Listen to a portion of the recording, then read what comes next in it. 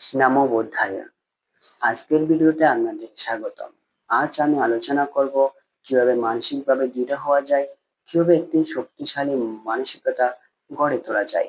প্রথমেই দেখা যাক শক্তিশালী মানসিকতা বলতে কি বোঝায়। ভগবান বুদ্ধ ধর্মপদে বলেছেন, সেলো এটা একাগানু ওয়াতে নানা সামিরাতি এবং নিন্দা প্রশংসাসু না সামিয়ান জানতি পান্ডিতা। কঠিন পর্বত যেমন বায়ু দ্বারা কম্পিত হয় না, সেইরূপ পণ্ডিত ব্যক্তিগণ নিন্দা প্রশংসাতে বিচলিত হন না। আপনি নিশ্চয়ই বিশাল পর্বত দেখেছেন, যতই প্রবল জল বাতাস হোক না কেন সেই পাহাড় কম্পিত হয় না। তাই বুদ্ধ বলেছেন, জ্ঞানী ব্যক্তিরা সেই পর্বতের মতো, জীবনের নিন্দা প্রশংসায় তারা বিচলিত হন না। জীবনের উত্থান পতনে স্থির মানসিকতা বজায় রাখা আমাদের একান্তই জরুরি। জীবন সমুদ্রের মতো, কখনো শান্ত প্রশান্ত, আবার কখনো ঘূর্ণিপাকের মতো। সেইরূপ আমাদের জীবনেও উত্থান পতন আসবে। এই জন্যই আমি আজ আপনাদের কিছু উপায় বলবো, যেগুলো অনুশীলন করলে আপনি একটি শক্তিশালী মন মানসিকতা গড়ে তুলতে পারবেন। মহাকারণিক বুদ্ধ মহামঙ্গল সূত্রে জগতের ৮ প্রকার লোকধর্মের কথা বলেছেন। লাভ অলাভ, যশ অযশ, নিন্দা প্রশংসা ও সুখ দুঃখ, এই ৮ প্রকার লোকধর্ম আমাদের জীবনে বারবার আসবে।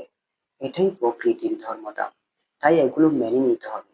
মানুষ যখন আপনাকে দোষারোপ করে, কষ্ট দেয়, সমালোচনা করে, তখন আপনার আবেগ, অনুভূতি ও মনকে জ্ঞানপূর্বকভাবে চিন্তা করতে হবে যে আপনি প্রতিদিন মিষ্টিকতা, প্রশংসা, ভালোবাসা পাবেন বলে কথা নেই। আপনি যদি আবেগের পেছনে না ছুটেন, তবে আপনি স্থির থাকতে পারবেন। এই জন্য আমাদের সবসময় মন মানসিকতা ও আত্মসচেতনতা বজায় রাখা উচিত।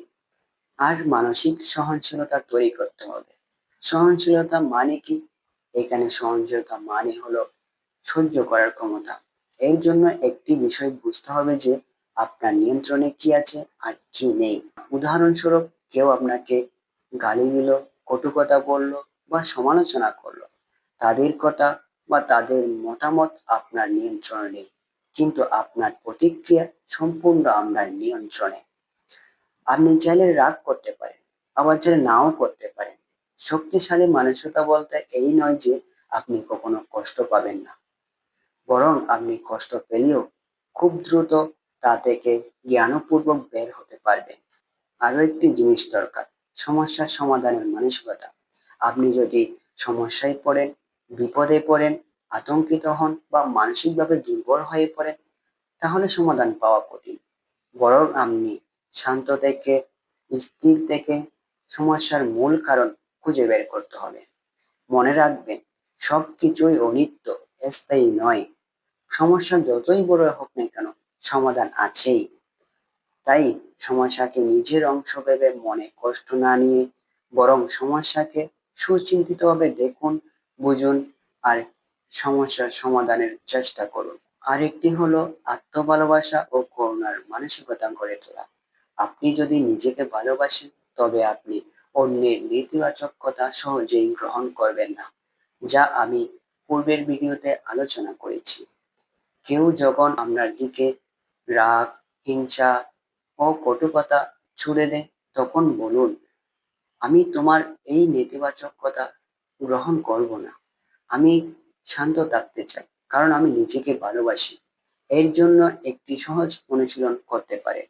প্রতিদিন সকালে ঘুম থেকে উঠে নিজেকে নিজেই বলুন, আজ আমার সাথে যাই ঘটুক না কেন, আমি শান্ত থাকবো, আমি নিজেকে ভালোবাসবো, আমি কোনো নেতিবাচক কথা গ্রহণ করব না। আমার মনের তিক্ততা ফেলে আমি নতুন দিনের সূচনা করব। অনেকে চিন্তা করে যে যারা সহজেই রেগে যায়, কঠোর ব্যবহার করে, তারাই নাকি শক্ত মানসিকতার মানুষ। আসলে তা নয়। রাগ আর নেতিবাচকতা হলো দুর্বলতার লক্ষণ। মূল কথা এই যে শক্ত মানসিকতা মানে হলো জীবনের উত্থান পতনে অচল থাকা, দৃঢ় থাকা, স্থির থাকা। তাই জীবনে স্থির মন মানসিকতা গড়ে তুলুন, সহনশীলতার চর্চা করুন, জ্ঞানপূর্বক সমস্যার সমাধানের চেষ্টা করুন আর নিজেকে ভালোবাসুন। এই 4টি বিষয় মনে রাখুন, তাহলেই আপনি এমন একটি শক্ত মন মানসিকতা গড়ে তুলতে পারবেন, যা আপনাকে আর জীবনের সুখ দুঃখ, নিন্দা প্রশংসায় বা অষ্টলোকধর্মে বিচলিত হতে হবে না। আমি আপনাদের মঙ্গল কামনা করছি, যাতে আপনারা নির্বাণ সুখ লাভ করতে পারেন। জগতের সকল প্রাণী সুখী হোক। নমো বুদ্ধায়।